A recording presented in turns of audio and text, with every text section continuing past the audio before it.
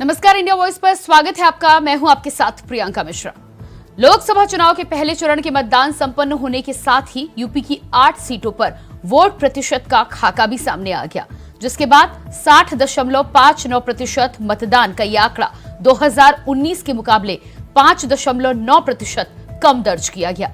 राज्य की अलग अलग सीटों पर मतदान के प्रतिशत में होने वाले बड़े उतार चढ़ाव को लेकर राजनीतिक पंडितों से लेकर सियासी दल और चुनाव आयोग से लेकर सरकार सभी के लिए ये आंकड़े अलार्मिंग है। मगर इसके साथ ही सवाल ये भी है कि मतदान में आने वाला यह अंतर आखिर किसके लिए खतरे की घंटी है। मतदान के प्रति जनता के रुझान में कमी की जिम्मेदारी आखिर किसकी? तो आज यूपी की 8 सीटों पर हुए मतदान और वोट प्रतिशत की खाई पर हम करेंगे बातचीत, लेकिन इससे पहले दिखा दें एक रिपोर्ट।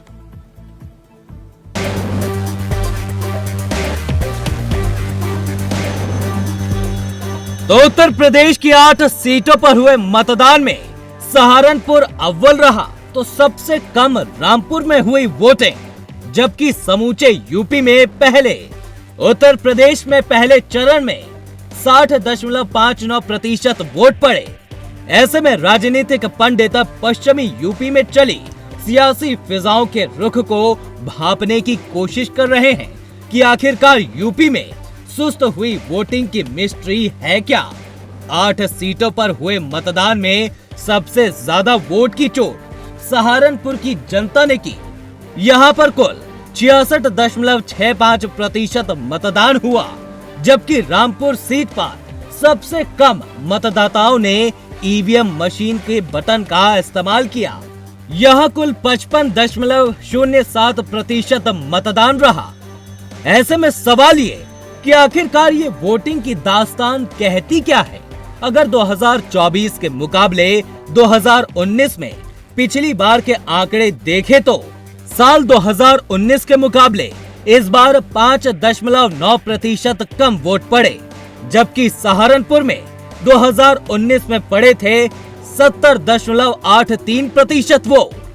कैराना में साल 2019 में 67.44% वोट पड़े थे, जबकि साल 2024 में कैराना में पड़े 61.17% वोट। वहीं मुजफ्फरनगर में साल 2019 में 68.32% वोट पड़े थे, जबकि साल 2024 में मुजफ्फरनगर में 59.29% वोटिंग हुई थी। वहीं बिजनौर में साल 2019 में 66.15% हुई थी वोटिंग, जबकि इस बार यानी 2024 में बिजनौर में 58.21% मतदान हुआ। नगीना में 2019 में 63.64% वोटिंग हुई थी, जबकि साल 2024 में नगीना में 59.54% वोटिंग हुई। इतना ही नहीं, मुरादाबाद में साल 2019 में 65.45% मतदान हुआ था, मगर इस बार पिछली बार के मुकाबले 5% कम, यानी मुरादाबाद में 60.6% वोटिंग हुई। वहीं पीलीभीत में भी साल 2019 में 67.37% वोट, मगर इस बार करीब 7% कम, यानी 61.91% मतदान हुआ। लोकसभा चुनाव में कल 102 सीटों में 8 सीटें उत्तर प्रदेश की भी थी। सबसे कम चुनाव हुआ रामपुर में और सबसे अधिक चुनाव हुआ है सहारनपुर में। सहारनपुर में लगभग 66% वोट पड़ा, रामपुर में लगभग 56% वोट पड़ा है। ये कहीं न कहीं दिखा रहा है कि वोटरों में वो उत्साह नहीं है जो उत्साह 2019 में था। अब ये किसके पक्ष में गया है? सपा के पक्ष में गया है, भाजपा के पक्ष में गया है, क्या कह सकते हैं कि इंडिया के पक्ष में गया है। ये तो परिणाम 4 तारीख को ही मालूम चलेगा। लेकिन कहीं न कहीं मुझे ऐसा लग रहा है कि वोटरों में जो रुझान है वो कम है। चुनाव आयोग को, नेताओं को, सेलिब्रिटीज़ को लोगों को जगाना चाहिए कि लोग बड़ी संख्या में बाहर निकल करके वोट करें। अगर हम राज्यों की बात कर ले तो यूपी सबसे बड़ा स्टेट है, जिसमें 7 फेज में इलेक्शन होने हैं। 7 चरण में पहला चरण वहाँ समाप्त हुआ 8 सीटों पे। वहाँ पे सहारनपुर में बम्पर वोटिंग देखने को मिली।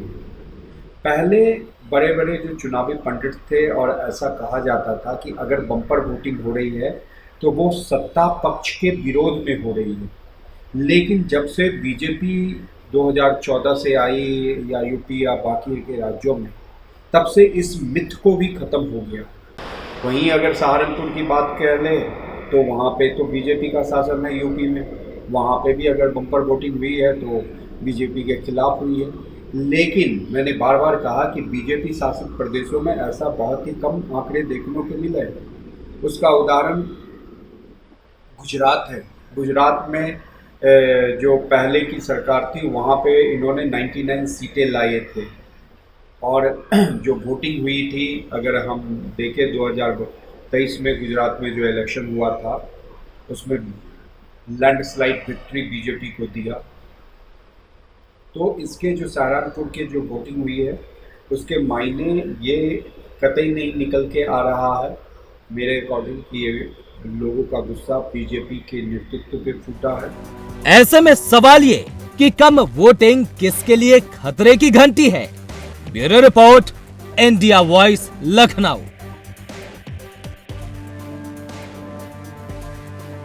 तो जिस तरह से लोकसभा के पहले चरण के मतदान के बाद मतदान के प्रतिशत में भी भारी अंतर देखा जा रहा है, आज उसी पर हम करेंगे चर्चा। हमारे साथ चंद्रभूषण सिंह जी, नेता बीजेपी से जुड़ चुके हैं, स्वागत है आपका। इसके अलावा हमारे साथ दारा सिंह जी, नेता सपा, जुड़ चुके हैं, आपका भी बहुत बहुत स्वागत है। और जयकरण वर्मा जी, कांग्रेस नेता, हमारे साथ हैं, आपका भी बहुत बहुत स्वागत है। तो सबसे पहला सवाल चंद्रभूषण जी आपसे ही, पहले चरण का मतदान संपन्न हो चुका है और उत्तर प्रदेश की 8 सीटों को लेकर जिस तरह से वोटिंग का प्रतिशत निकलकर सामने आया, अलग अलग राज्यों में, कुछ राज्यों को छोड़कर कई राज्यों में वोटिंग का प्रतिशत हालांकि गिरावट ये दर्ज की गई है, लेकिन उत्तर प्रदेश में जिस तरह से ये गिरावट दर्ज की गई है, क्या लगता है आपको, किस तरह से आप ये देखते हैं और सियासत के लिए कितना बड़ा खतरा है? देखिए, ये हमारे लिए कोई खतरा नहीं है। जिस प्रकार से हमारे सहयोगी रालोद और भारतीय जनता पार्टी मिलकर ये चुनाव लड़ रहे थे और जो हमारा कंसोलिडेट वोटर था उसने बहुत जटिल अपनी वोटिंग की है और उस वोट प्रतिशत में, हाँ, जो देखिए ज्यादा से ज्यादा वोट प्रतिशत जो आता है उससे विपक्षियों को और लोगों को बड़ा उत्साह होता है कि ये सत्ता के खिलाफ बढ़ चढ़कर वोट प्रतिशत बढ़ा है, लोग वोट डालने आए हैं। तो इसमें कोई परिवर्तन नजर नहीं आ रहा है। 8 की 8 सीटों में भारतीय जनता पार्टी के प्रत्याशी जीत रहे हैं और जहां पर भी एक दो, जैसे सहारनपुर और रामपुर का जो अंतर देखा जा रहा है वो भी हमारे लिए शुभ संकेत है।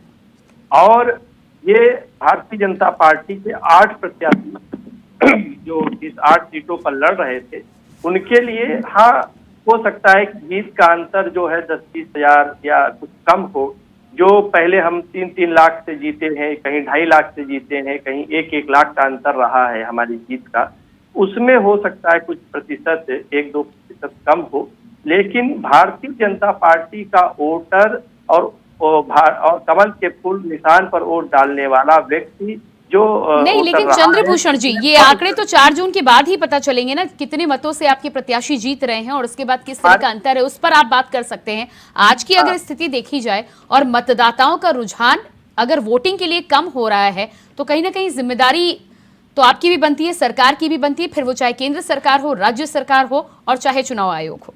इस बात है, इस पे देखिए सब लोगों को जागरूकता फैलानी चाहिए और वोटरों को वोट डालने के लिए प्रोत्साहित करना चाहिए। इसमें सभी पार्टियों का योगदान होना चाहिए, वो कोई भी गठबंधन हो या कोई भी पार्टी हो या जो भी लोग हो, ज्यादा से ज्यादा लोग मत का अपने प्रयोग करें और ये संवैधानिक अधिकार है सभी का। इसके लिए आने वाले दिनों में और लोगों को मेहनत करनी चाहिए कि ज्यादा से ज्यादा लोग सहूलियत के अनुसार आए और अपने मत का प्रयोग करें। नहीं, लेकिन चंद्रभूषण जी, जब तक नतीजे बिल्कुल सामने नहीं आते हैं तब तक उदासीनता का मतलब कहीं ना कहीं नाराजगी और हताशा भी हो सकती है। नहीं, देखिए, उदासीनता, ये किसी को परिवर्तन की उदासीनता किसी भी वोटर के मन में होगी तो वो अपना वोट डालकर अपनी उदासीनता क्यों दिखाएगा? वो परिवर्तन लाएगा, वो परिवर्तन के लिए बम्पर वोटिंग करेगा। अच्छा। जाइए बंगाल में देखिए कितना अच्छा परसेंटेज हुआ, क्योंकि वहां परिवर्तन लाने की ओर। हाँ, अरे ये तो दावे आप तब करते नजर आ रहे हैं जब आपको लग रहा है कि आपके प्रत्याशियों के लिए बम्पर वोट पड़ा है। ये नतीजे तो 4 जून को ही निकल कर सामने आएंगे ना, जब आंकड़े सामने आएंगे। दारा सिंह जी, क्या कहना है आपका? दारा सिंह जी, हाँ जी। ये शुरू हो जाते हैं तो बंद नहीं होते हैं। तो सबसे पहले मैं इनसे ये पूछना चाहता हूँ कि कल के मैं कुछ वीडियो देख रहा था, जहाँ जहाँ सबसे ज्यादा वोटर संख्या थी वहां पर इनके एसएसपी द्वारा वोटर आईडी चेक की जा रही थी। ये काम निर्वाचन आयोग के जो अधिकारी अंदर बैठे होते, पीठासीन अधिकारी का काम है। वहां पर पुलिस प्रशासन का काम होता है हिंसा ना हो, दंगा ना हो, लड़ाई ना हो, झगड़ा ना हो। वहां पर बाहर ही आईडी चेक की गई। जो वोट जहां जहां कम पड़ने के, जो समाजवादी पार्टी को या इंडिया गठबंधन को जहां जहां वोट ज्यादा मिलना था, वहां वहां ये लोग डर के मारे सत्ता न जाए इसलिए लोगों को बाहर ही खड़ा रखा। खड़ी दोपहरी में लोग वोट डालने के लिए वहां पे खड़े थे। कई जगह महिलाओं को हड़काते हुए वीडियो आए। तो भाजपा जो है, भारतीय जनता पार्टी, ये पूरी तरह से डरी हुई है। और आप देख लीजिए इनके कई प्रत्याशी, मैंने पहले भी आपकी डिबेट में बोला था कि इनके प्रत्याशी डरे हुए हैं, क्योंकि 10 साल से इन्होंने कोई काम तो किया नहीं जनता को लेकर, ना किसी अधिकारी की सुने हैं। क्या किया, जो इनसे मांग भी किया, चाहे वो सरकारी कर्मचारी हो या युवा हो। नहीं, लेकिन दारा सिंह जी, इस पर मैं जवाब तो ले लूंगी, लेकिन वोट प्रतिशत में कमी को अक्सर राजनीतिक पंडित जो होते हैं वो ये देखते हैं कि कोई बदलाव होने नहीं जा रहा है। बदलाव क्या, देखिए भारतीय जनता पार्टी जितना पैसा था, जितना इधर उधर से चंदा इकट्ठा किया, वो अपने प्रचार में लगा दिया। तो अब ये कहाँ से ये प्रचार करते ही निर्वाचन आयोग को देते पैसा कि लो भाई आप वोटरों को मतलब उत्साहित करो कि ज्यादा से ज्यादा संख्या में जाके वोट डाले। तो ये अच्छा, तो आपका मतलब है चुनाव आयोग ने प्रचार प्रसार नहीं किया। चंद्रभूषण जी जवाब दीजिएगा इस पर। देखिए, ये समाजवादी पार्टी, मैं सुबह से ही देख रहा था, ये समाजवादी पार्टी आरोप प्रत्यारोप और आने वाले दिनों में ईवीएम का रोना। तो आप चंद्रभूषण जी ये भी तो बताइए, आरोप और कौन लगाएगा? पहले वाला तो तुमसे आरोप लगाएगा नहीं। बोलिए, पहले एक मजदूर को आरोप लगाएगा नहीं, लगाएगा तो विपक्ष तुम्हारे ऊपर। पहले चुप कराइए आप। आपके पास तो किसी सवाल का जवाब होता नहीं है। जनरेटर शुरू हो जाते हैं। ठीक है, दारा सिंह जी सुन लीजिए, उसके बाद जवाब दीजिएगा जी। केवल आरोप, आपने इनसे पूछा कि आप प्रचार ये कह सकते थे कि हमको भी अपने समाजवादी पार्टी और इंडी गठबंधन का कोई भी इस तरह का संदेश या मैसेज नहीं दिखता है। हाँ, पैसा तो है नहीं। अब कहेंगे मेरे पास पैसा भी नहीं है, प्रचार प्रसार क्या करें? उसके बाद इलेक्शन कमीशन को पैसा, अरे इलेक्शन कमीशन कोई समाजवादी पार्टी से पैसा लेकर या भाजपा से पैसा लेकर प्रचार प्रसार नहीं करती है, ठीक है? सरकारी संस्था का पैसा तो खाए बैठे हो, दबाए बैठे हैं आपके मंत्री और विधायक, कैंपेन चलाती है। आप आरोप प्रत्यारोप करने से, ईवीएम का रोना रोने से चुनाव नहीं जीत जाते हैं, ठीक है? इसलिए बिना बेफालतू के किसी चीज का एलिगेशन लगाना, आरोप लगाना। 4 जून को पता चलेगा आपको भी, और ये देश का नौजवान। ठीक है, जयकरण वर्मा जी भी हमारे साथ बने हुए हैं। जयकरण जी, क्या लगता है आपको वोट प्रतिशत में जो अंतर है वो किसके लिए खतरे की घंटी साबित हो सकता है? ये किसकी जिम्मेदारी होनी चाहिए? देखिए प्रियंका जी, वोट का प्रतिशत कम होना, मतदान कम होना, ये संविधान के लिए, लोकतंत्र के लिए और हमारे देश के लिए अच्छा नहीं है। जी बिल्कुल। भारतीय जनता पार्टी के लिए अच्छा हो सकता है, बीजेपी के जो प्रवक्ता बैठे हैं इनके लिए अच्छा हो सकता है, क्योंकि माननीय मोदी जी का मिशन ही है कि किसी तरीके से संविधान को बदलना और चुनाव को इस देश से खत्म कर देना और राजशाही बादशाही एक देश में कायम करना, ये इनकी मंशा है। इसलिए ये नहीं चाहते हैं कि इस देश में लोकतंत्र जिंदा रहे, संविधान जिंदा रहे, वोट के माध्यम से लोग मंत्री, सांसद, प्रधानमंत्री बने। ये सिर्फ अपने कठपुतली बना करके एक संघ की विचारधारा को आगे बढ़ाते हैं। जयकरण जी, अब वोट ना देने की अपील तो किसी ने की नहीं है, ना ही जनता के बीच जाकर ये कहते हैं कि आप वोट मत डालिए। प्रियंका जी सुनिए ना, प्रियंका जी, क्या एक पुलिस विभाग के द्वारा लोगों के परिचय पत्र को मांगकर दबाव बनाना, भीड़ को इतर बितर करना, लाइन में घुस करके तांडव मचवाना और एक भय व्यक्त करना, मुस्लिम बाहुल, दलित बाहुल, आदिवासी बाहुल क्षेत्रों में जहां पिछड़े लोग बसते हैं वहां पर पैदल मार्च, रोज मार्च, राइफलें दिखाना और वर्दीधारों के एक तो क्या आप कह रहे हैं कि ये एक वजह है कम मतदान होने की?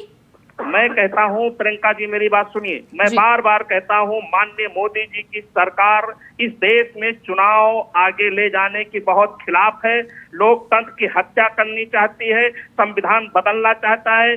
अरे ऐसा कब कहा गया जयकरण जी? चंद्रभूषण जी जवाब दीजिएगा, ऐसा कब कहा गया? आप प्रियंका जी बात सुनिए, अगर जो सुनना हो तो सुन लीजिए, आप बीच में काट देते हैं मेरी बात। मैं कहना चाहता हूँ कि ये जो कम वोट पड़ रहा है या ज्यादा वोट पड़ रहा है, ये मोदी जी के खतरे की घंटी है, और जो मतदाता जा रहे हैं मोदी जी के खिलाफ मतदान कर रहे हैं, इसलिए उनका दबाव है कि जितना कम वोट पड़ेगा उतना ज्यादा विपक्ष की तरफ वोट जाएगा। वो डर चुके हैं इंडिया गठबंधन से, इसलिए कि आने वाला 2024 इंडिया गठबंधन का है, मोदी जी का जाना तय हो गई है, उनकी बादशाहत खत्म होने वाली है। आज भी ये लोग एक परिवारवाद के गुलाम बने हुए हैं। वो एक परिवार जो इटली से लेकर इस देश पर शासन करता रहा। कैसे लेकिन चंद्रभूषण जी, यहाँ पर जयकरण जी कह रहे हैं कि दबाव बनाया गया, जितना कम वोट पड़ेगा विपक्ष के खाते में उतना कम वोट जाएगा। इस पर जवाब दीजिएगा। ये बैठ गए हैं, ये भाजपा के प्रवक्ता हैं, संघ के प्रवक्ता हैं, या किसके अंग्रेजों की बात करने यहाँ बनाए हैं, अंग्रेजों की दलाली करने आए हैं, चंद्रभूषण जी को बताना पड़ेगा। नहीं चंद्रभूषण जी, आपकी बेहूदी बातें, ये गैर इधर उधर की बातें हम सुनने आपकी नहीं आए हैं चंद्रभूषण जी। चलिए ठीक है, आती हूँ मैं आपके पास। हमारे साथ नीरज राय जी, राजनीतिक विश्लेषक, जुड़ चुके हैं। आती हूँ मैं आपके पास। चंद्रभूषण जी, जयकरण जी 1 मिनट दीजिएगा। जयकरण जी 1 मिनट, जयकरण जी, अरे 1 मिनट रुक तो जाइए। जयकरण जी आपको मौका दूंगी मैं, आपको मौका दूंगी मैं। आवाज जरा डाउन कीजिएगा। नीरज राय जी, राजनीतिक विश्लेषक, भी हमारे साथ जुड़ चुके हैं। नीरज जी, स्वागत है आपका। उत्तर प्रदेश में हुए मतदान प्रतिशत की अगर बात यहाँ पर की जाए तो जिस तरह से गिरा हुआ मतदान नजर आया है, और 2 सीटों में खासतौर से इतना बड़ा अंतर, जहां एक तरफ सहारनपुर में बंपर वोटिंग रही है 60%, तो वहीं रामपुर में जिस तरह की वोटिंग निकलकर सामने आई है, उससे क्या कहना है आपका? उत्तर प्रदेश के ही क्षेत्र और 2 क्षेत्रों में इतना बड़ा अंतर। माफ कीजिएगा, सहारनपुर का डेटा जो है यहाँ पर 70% है, और इसके अलावा रामपुर में कम वोटिंग दर्ज की गई है। जी देखिए प्रियंका जी, चुनाव जो हो रहा है पूरे देश के लोकसभा का आम चुनाव है, तो सिर्फ उत्तर प्रदेश में ही नहीं देखा जा रहा है, तो हर प्रदेश में वोटिंग परसेंटेज कम हुआ है। अगर इसको देख के देखा जाता है, जब हमारे देश में कभी भी लोकतंत्र में वोट ज्यादा पड़ता है तो सरकारों को बदलना देखा जाता है, कम पड़ता है तो ये होता है कि वही सरकार रिपीट करेगी। लेकिन अगर इतिहास में जाया जाए तो यह भी देखा गया है कि पीछे के 12 चुनावों में 7 चुनाव भी ऐसे रहे हैं जो कि 3 बार कम वोटिंग परसेंटेज पे भी सरकार बदलती रही है, और 5 को देखा जाए तो 4 बार बदली है। अब वहां पर जो मुख्य बात यह है कि इस बार की जो वोटिंग परसेंटेज कम है, पीछे के सभी चुनावों से कहीं बहुत ही अलग है। इस चुनाव में एक आत्मविश्वास जो दिखाया गया है कि 400 पार, वह आत्मविश्वास ग्राउंड लेवल पे भी आ गया है कि हम 400 पार कर लेंगे। जिस उत्तर प्रदेश की आप बात कर रही हैं, इस 8 लोकसभा क्षेत्रों में 5 लोकसभा को पिछली बार भाजपा गंवा चुकी थी। आपने कहा सहारनपुर की, इस चीज को मानता हूं, सहारनपुर में वोटिंग बढ़ा है, लेकिन रामपुर में वोटिंग घटा है। उसका यह भी एक कारण हो सकता है कि विपक्ष के द्वारा जो प्रत्याशियों का हेरफेर भी किया गया है, और वहां पे खास वजह यह भी हो सकती है कि इनके आजम खां के संबंधित किसी को न देना, ये दर्शाता है कि कहीं ना कहीं खुन्नस भी है, और यह भी दर्शाता है, इसका हम केवल नुकसान इंडिया गठबंधन और समाजवादी की बात नहीं कर रहे हैं, यह भाजपा के लिए भी नुकसानदायक है। और ओवरऑल हम बात करना चाहेंगे तब उत्तर प्रदेश में आएंगे, जो 102 लोकसभा की सीटें पर चुनाव हुआ है। भारतीय जनता पार्टी 40 सीट पिछले चुनाव में केवल जीती थी जी, और देखा जाए तो 24 डीएमके जीती थी, 15 जीती थी कांग्रेस पार्टी, और 23 पे अन्य थे। यूपीए गठबंधन 45 और एनडीए गठबंधन जो था 41 पे जी। लेकिन जब यह दुविधा की स्थिति आ रही है कि अगर 102 में 80 सीट लगभग भारतीय जनता पार्टी जीतती या जीतेगी, तभी जाकर 400 का आंकड़ा पार होगा। मोदी जी ने कॉन्फिडेंस के साथ बोल दिया कि नहीं, हम 400 पार आएंगे। यह उदासीनता भारतीय जनता पार्टी के वोटरों में है।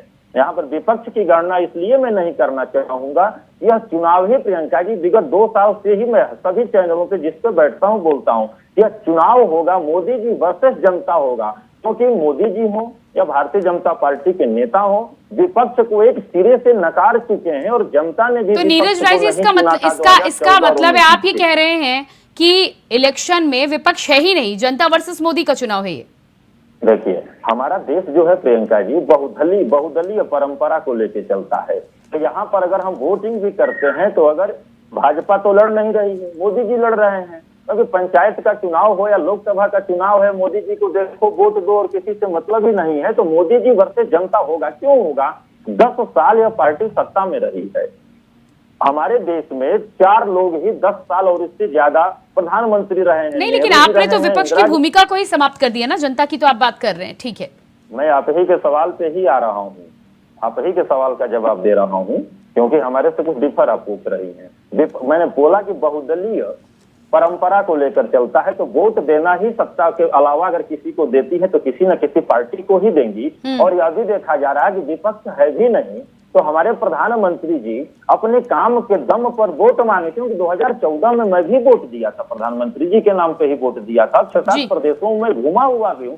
आखिरकार वजह क्या है कि काम के नाम पे वोट मांगने की बजाय सनातन पे खतरा दिखाकर, धर्म पे खतरा दिखाकर, जाति पे खतरा दिखाकर आप वोट मांग रहे हैं। 400 पार का आंकड़ा कहीं पूरा होता नजर नहीं आ रहा है। इस वजह से ऐसा न हो कि जो राहुल जी और अखिलेश जी के द्वारा जो बोली गई बातें हैं 150 वाली, उसी 150 से 200 के बीच में भारतीय जनता पार्टी आगे आने वालों भी चुनावों में जो होने वाला है 26 को होना है 95 से 97 सीटों पे, तो ऐसे ही आंकड़ा निकलते हैं। चंद्रभूषण जी जवाब दीजिएगा।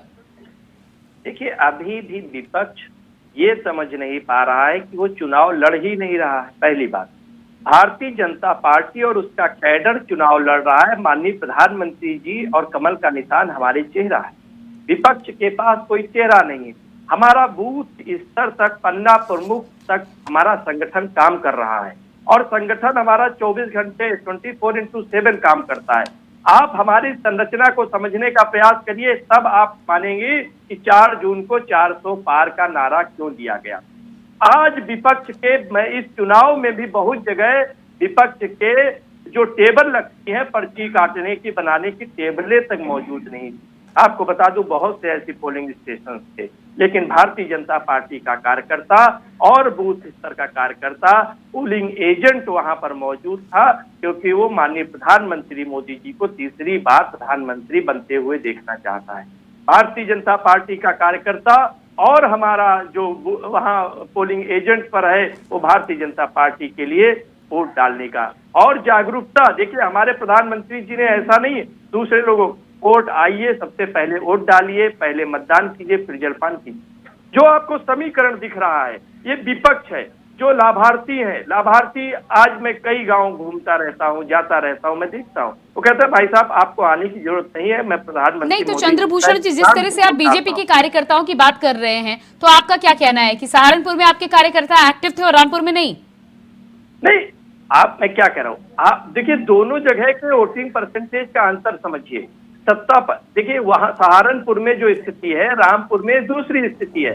अब नीरज जी ने बड़ी अच्छी स्थिति बताया कि रामपुर में जो प्रत्याशी समाजवादी पार्टी का प्रत्याशी लड़ रहा था, वो आखिरी दौर पे बदल गया, फिर दूसरा प्रत्याशी आ गया, फिर तीसरा प्रत्याशी आ गया। तो ये जो जनता के बीच में कंफ्यूजन था, बोले यार जो आदमी अपना प्रत्याशी नहीं खड़ा कर सकता उसके लिए वोट डालने क्या जाएंगे, घर में बैठो।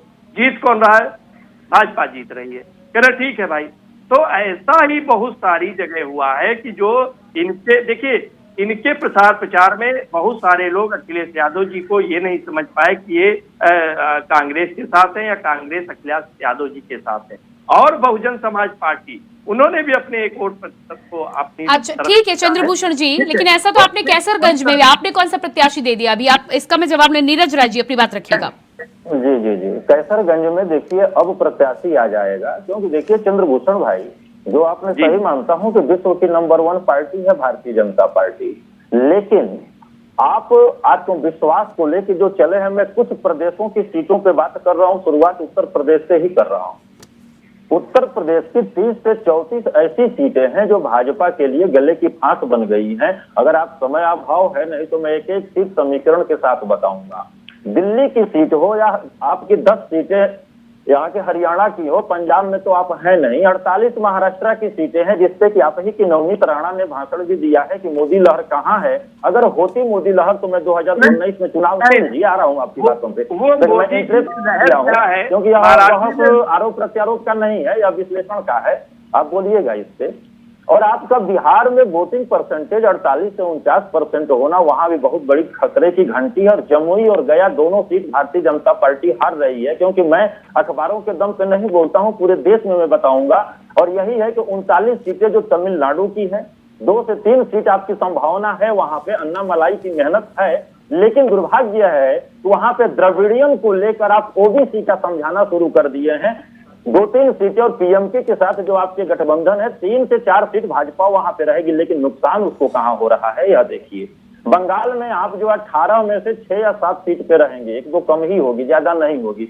बिहार में अगर आप 10 सीट भी हारते हैं तो वहां पे आप कहीं भरपाई नहीं कर पाएंगे। दक्षिण में जाके वहां की 8 सीटों पे आप 5 पे नहीं जीते हैं। जहां पर नीरज जी, जहां पर अभी चुनाव हुआ नहीं है, वहां का विश्लेषण आप वोट करके नहीं, जब तक वोट ना पड़ जाए हम आपके। जमुई और गया का चुनाव हो गया है। जम्मू देखिए, हम लोग जो है जो आप देखिए, आप जो चुनाव नहीं हुआ है, लेकिन आप लोग क्या करते हैं, आप लोगों का क्या होता है कि सर्वे आया है कि हम 400 पार हो गए हैं, तो उसी हिसाब से जो सर्वे आता है, तो एक राजनीतिक दिमाग हम लोग भी रखते हैं, जहाँ की ग्रास रूट से सर्वे किया जाता है। चंद्रभूषण भाई, आप ही की तरह हम भी जमीन पे ही रहते हैं और हमारा किसी से विरोध नहीं है। मैंने कहा ना कि समाजवादी पार्टी ने गलती किया रामपुर में, लेकिन आपने उससे भी बड़ी गलती किया था। इसको लेके चुनाव के समय में चुनावी कार्ड खेल के चौधरी साहब को भारत रत्न देके, संविधान के हिसाब से प्रदेश में साल भर में 3 ही लोगों को दिया जाता है, लेकिन 5 को दिया गया, तो कार्ड बहुत हुआ। उत्तर प्रदेश में आज का ये मुद्दा नहीं है, आप समझिए। यदि आप जिस पश्चिम उत्तर प्रदेश की बात कर रहे हैं, वहाँ चौधरी साहब का कुछ वजूद है क्या?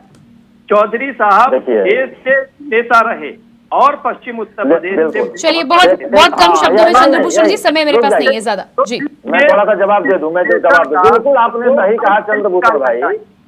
चौधरी साहब देश के नेता थे, लेकिन आप किसी को सम्मान तब दीजिए उसके आदर्शों का पालन करें। नीरज राय जी, इस पर फिर कभी बात करेंगे, समय मेरे पास नहीं है। बहुत बहुत धन्यवाद मैं आप सभी का देना चाहूंगी। दारा सिंह जी, जयकरण जी, चंद्रभूषण जी और नीरज जी, बहुत बहुत धन्यवाद जोड़ने के लिए। तो जिस तरह से उत्तर प्रदेश में हुए मतदान के बाद मत प्रतिशत को लेकर अब अलग अलग राजनीतिक दलों की तरफ से अलग अलग तरह की राय निकलकर सामने आ रही है, लेकिन वाकई में ये मत प्रतिशत किस लिए कम हुआ है, किसके लिए खतरे की घंटी है, ये तो 4 जून को आने वाले नतीजे ही बताएंगे। फिलहाल हमारे खास कार्यक्रम में इतने। खबरों के लिए बने रहिए इंडिया वॉइस के साथ। नमस्कार।